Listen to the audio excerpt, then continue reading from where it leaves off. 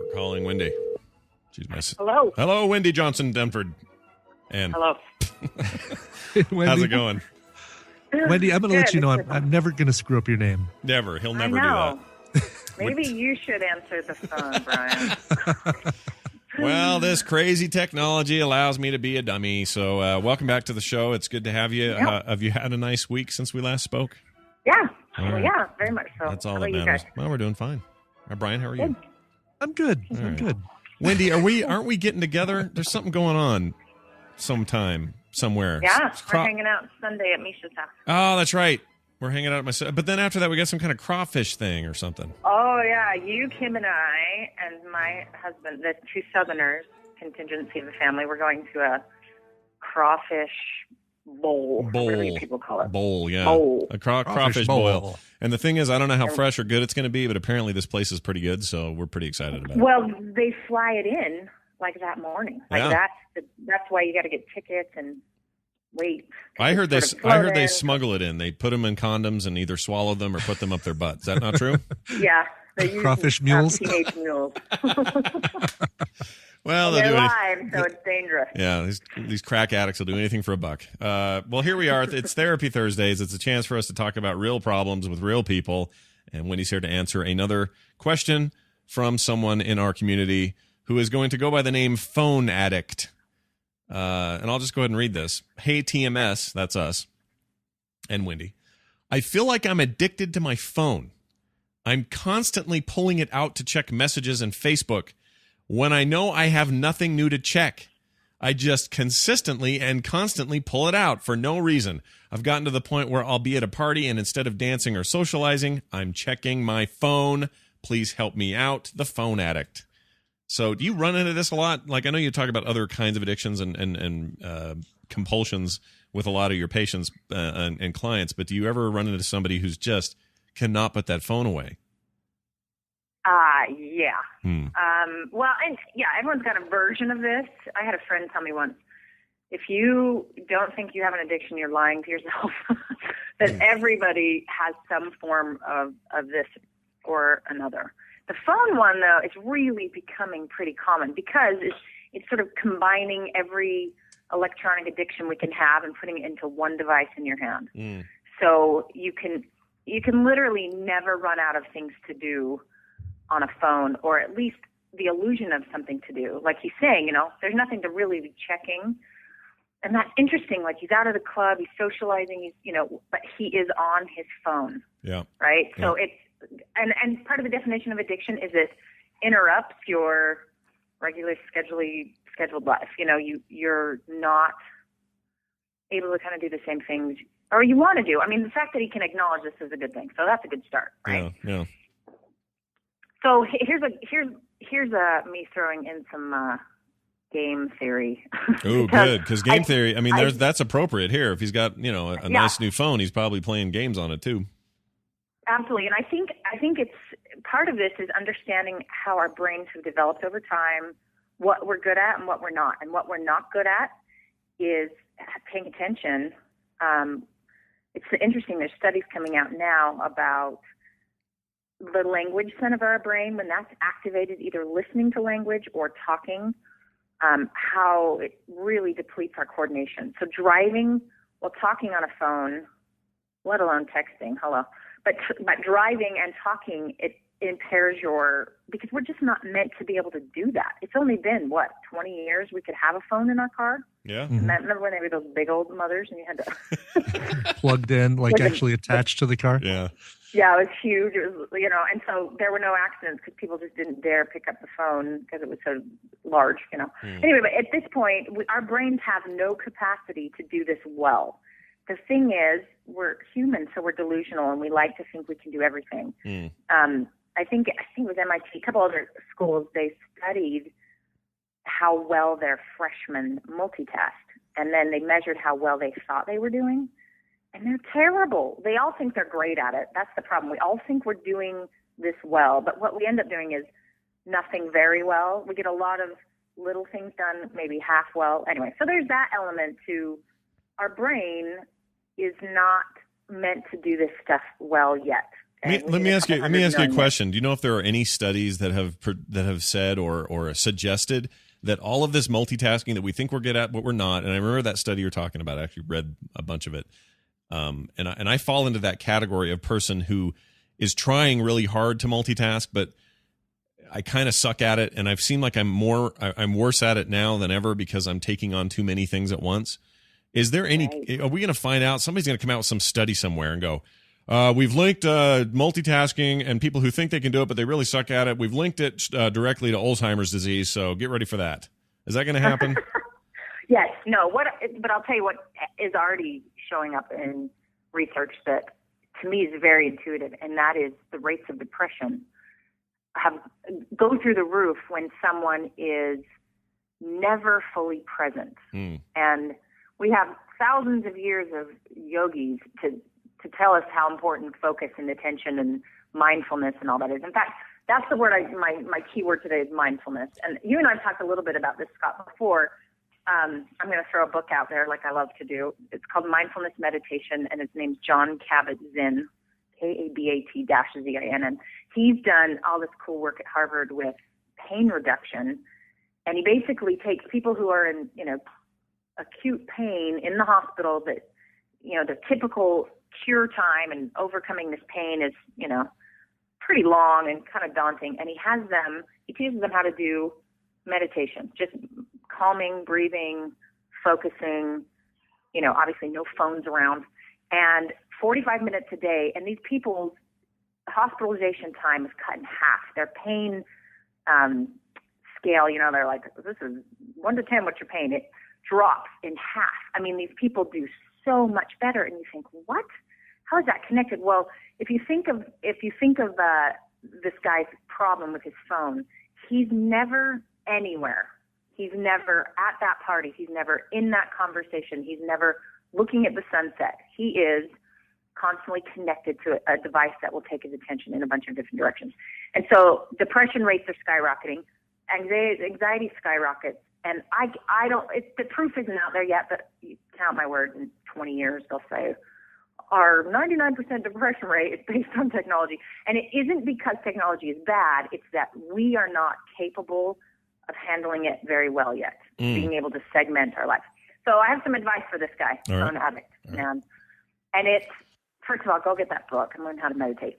But also that part of his problem is that we have a boredom factor, right? Like, who wants to stand in line anymore? Who wants to, you can always have something to distract you or something to take your mind somewhere else to entertain you. I mean, I don't know about you guys, but when was the last time you went to a grocery store? There is a TV at every check stand. Yep. Like, really? Yep. I can't stand here for 30 seconds without watching a commercial or, And there's magazines saying, Liz Taylor didn't really die. She's actually being frozen, or some stupid thing. And then I got a TV going, and then I got Tic Tacs just begging me to buy them, the orange ones. Oh, anyway. And you've got your ding on your iPhone saying, "Oh, you just got a text message," and then you just got another email, and then you go. I mean, you cannot escape something trying to get your attention, and ultimately, you take a good period of time of that with no real break, no real silence or sitting with yourself, and it really is going to take a toll. So I don't know where this guy's at. He sounds like he's kind of young and swinging, and he's sort of going, all right, this is kind of a problem. And so what I would suggest that he does is because you take anybody, go for one day without a phone, one single day. It might even be an hour he needs to start with. Go 1 hour without a phone. You leave it at home. You put it in your car and you go on a walk. You get away from it somehow and then see what happens. And then you'll know the extent of your problem. If you are anxious and you're thinking, oh my gosh, what is Mary's Facebook status right now? And I need to run back and check. You have a problem. You have a fairly significant problem. You probably should get a little help. But to test this out, really try to have technology turn off times. So you have to make a rule for yourself. We have parents growing up that said you could do this, this, and this, and here are your boundaries. But when you're an adult, no one's giving you any boundaries. We have a few laws that keep us in check. But for the most part, we can really decide what we do, what we eat, when we go to bed, all of those things. It's to self-impose some restrictions. I have clients I do this all the time with. I put women on blog diets. They cannot read any more blogs for a week, and it is like I have murdered them. It's so hard. Do they have full on like separation anxiety kind of stuff from that, or and panic? And the reality is, though, and there's plenty of studies on this too, and there's new ones coming out about blogs. But when a woman looks at a fashion magazine, they've rated her self-esteem scores basically before she reads the magazine, rates them after. It's like a 85% drop. She thinks she's crap right after she reads this, right?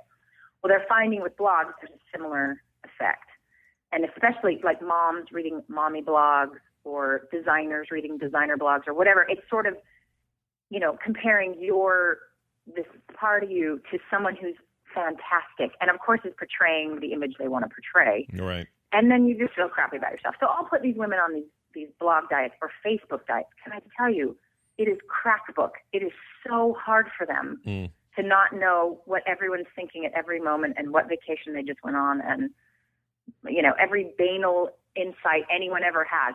To stop that is really hard. So they do have withdrawals. They're emailing me quite a bit, going, "How am I going to do this?" It's really hard for them. But what is astounding, and this happens every time, they'll get about 3 weeks into this, and they have so much more peace and so much more confidence. They just feel better. And then we talk about, okay, how do you go back to having a technological life with some boundaries? It's really detox, and then just how do you live in the real world? And without, here's the key too, and I don't know if I've told you this, Scott, but 2011, I'm going sugar-free. Oh. And if you knew me, wow. Dude, this is rough. I'm an addict. Did you? You didn't hear this, but earlier in the show, there's an article about Hershey's raising the price of all their candy because of the rising cost of sugar and stuff like that. So you have picked the best year. But I know you pretty well, and I know how much you love the candy, like your whole life. You always had candy with you your entire life. So this will be hard. You'll have to tell us how it goes. Yeah, well, at one point we were in Vermont, and we're walking along Lake Champlain, and I'm talking to a friend, and my husband's there. I was telling her, I don't understand smoking. That just doesn't make sense to me. Like, how can you put that stinky chink in your mouth? And Adam says, Wendy, what's in your pocket? And I'm like, shut up, it's Smarties. And he goes, really? You don't understand addiction, huh? Yeah, you're the only person. Anyway. You're the only person, by the way, that I know that carries Smarties around in their pocket, not during Halloween time. I think that's awesome. No, this was like May. Yeah, I know, but that tells you my level of addiction was pretty bad, and so I decided I'm off sugar. I don't eat anything unless it has 10 grams or less, like it says a granola bar or something. No desserts, nothing. Well, yes, it's hard. Let me be honest. But the truth is, here's the crazy thing. I have had my mind open to things that I just didn't think were possible. Like, I can see sugar in our food supply and in our culture and how it plays a role in so many things clearly. And I'm amazed. I'm blown away at how we offer kids candy every minute. Every bus driver, every teacher, or a kid gets hurt, and I see parents run up and give them candy, and I think, oh my God, what are we doing?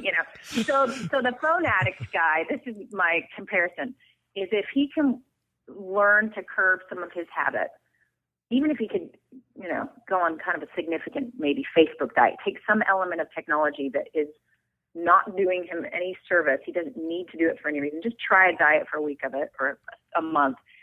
And he'll be amazed at what he sees. He'll be amazed at how much he's missing, what beauty surrounds him he is not seeing. The people in his life, he's not looking in the eye. And he'll notice everyone else doing it too, and it will freak him out. Is it kind of like when you buy a new car and you notice everyone else is driving your car now? Totally. Kind of like totally. that? Yeah. It is, and yet the reality is that I can't go back to the same sugar person I was before. And I'm not saying he's never going to use a phone again, but if he can really get past detox is painful Ask anyone who's done it. And there's detox from anything we have an addiction to, but then there is a light at the end of the tunnel, and then you have a different brain. Because I really think, I don't have any evidence of this, but I think there's brain rewiring that's happened in behaviors with technology. And part of that is the evolution of how we live. And 100 years from now, people will be good at multitasking. You watch. But that's not us yet.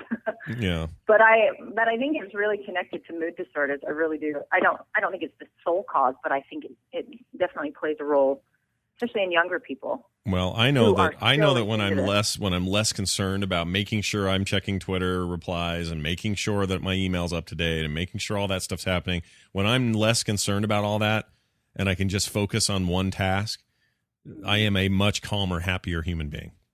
Mm-hmm. So that's maybe it's empirical evidence. It's not anything you can, call science, but all I know is when I'm less worried about 50 things at once, it just feels like common sense to me, but we all are doing it so much more these days that none of this surprises me at all. So interesting. Well, and one thing with it too is how it's damaging relationships. And of course I would go back to relationships because the inability to communicate face-to-face well is on the decline. I'll sit in a group of young people, 15, 16, 17-year-olds at church or, wherever I interact with them, and they don't know how to talk. They don't know how to. And I'm they really don't. I don't know what you're saying. Text it to me. And then they text it to me. I'm like, okay, well, that's how they communicate. Now, Adam likes to say I'm an old lady with a coin purse because I get on this kids these days. You know? Well, yeah, I want to point out you did refer to them as young people. Just throwing that out there. I know. Yeah. Look at me. But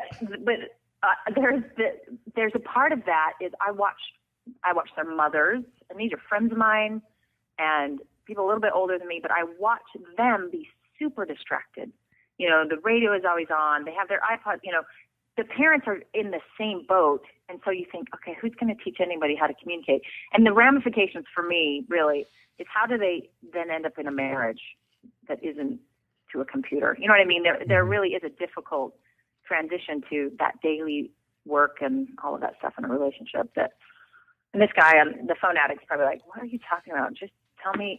Well, tell me about my marriage. But even back in the day when we were kids, the thing, your parents would get accused of just plopping kids in front of TVs, and that would be the thing that would raise you or help you or teach you or whatever, because that was the easy thing to do. Well, now parents have 10 more things that are convenient that they can just set their kid in front of. Put them in front of the 360, put them in front of the Wii, put them in front of the TV, put them in front of the computer. I mean, you have, a DS to hand them and stick them in the corner and tell them to shut up and play a video game.